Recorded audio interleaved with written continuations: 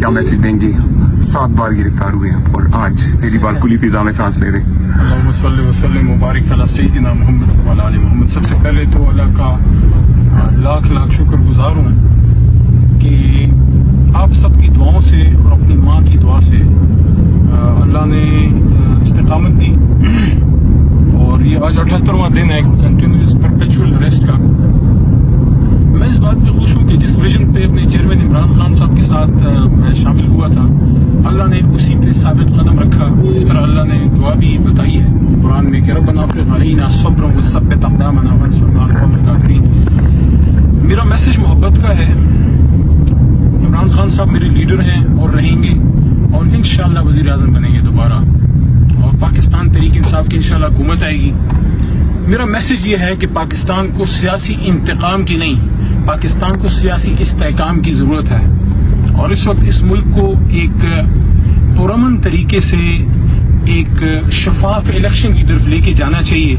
ہم سب پاکستانی ہیں، ہم میں دہشت گرد اور غیر محب وطن کوئی نہیں. میں ہمیشہ پہلے بھی اس بات کا جب حکومت میں تھا، جب پہلے پوزیشن میں تھا، یہ کہتا تھا کہ کسی پہ غداری کے فتوے نہ لگائیں. آج اللہ تعالیٰ کے کرم سے وہ کیس بھی میرے پہ ختم ہو گیا 9 مئی کا.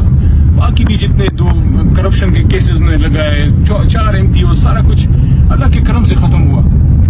میں یہ بھی کہنا چاہتا ہوں کہ 9 مئی کو جو کچھ ہوا، جن لوگوں نے نقصان کیا وہ ہماری پارٹی کی پالیسی نہیں ہے. ہماری پارٹی ایجوکیٹڈ لوگوں کی جماعت ہے اور ہمارا پرامن طریق ہے. ہماری جس نے غلط کیا ہے اس کو سزا ضرور ملنی چاہیے. جیسے میں نے فیس کیا ہے، میرے پہ غلط الزام لگایا 9 مئی کا اور اللہ کے کرم سے میرا کیس ڈسمس ہو گیا، ڈسچارج ہو گیا.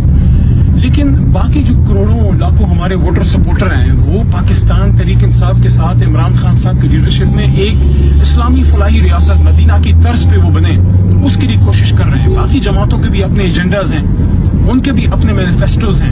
میں کسی جماعت کو برا نہیں کہتا، لیکن یہ ضرور کہنا چاہتا ہوں کہ تحریک انصاف جو ملک کی سب سے بڑی جماعت ہے اور عمران خان صاحب جو اس وقت پاکستان کے نہیں امت مسلمہ کے بڑے لیڈروں میں سے ہیں.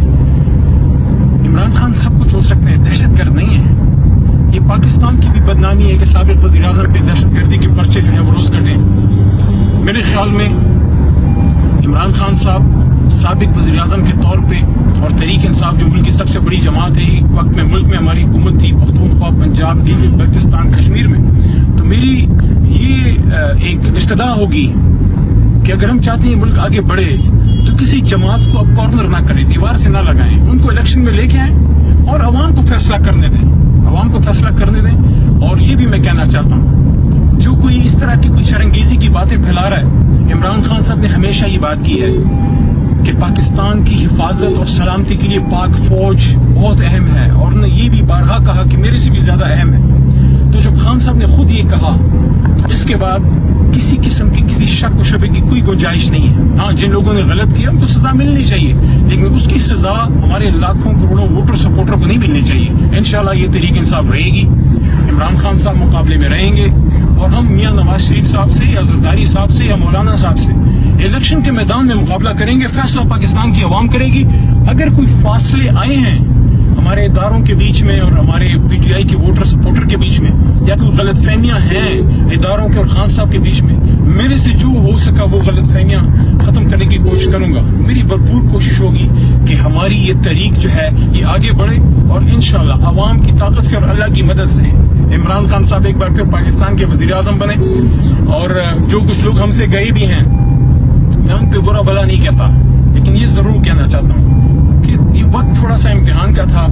اپنے لیڈر کے ساتھ کھڑے رہتے تو اچھا تھا، اسی میں عزت تھی. لیکن بہرحال میں چونکہ جس کے ساتھ وقت گزر جائے اس پہ میں کبھی برا بھلا نہیں کہتا. میرا میسج صرف اتنا ہے کہ علی محمد سب کچھ ہو سکتا ہے، دہشت گرد نہیں.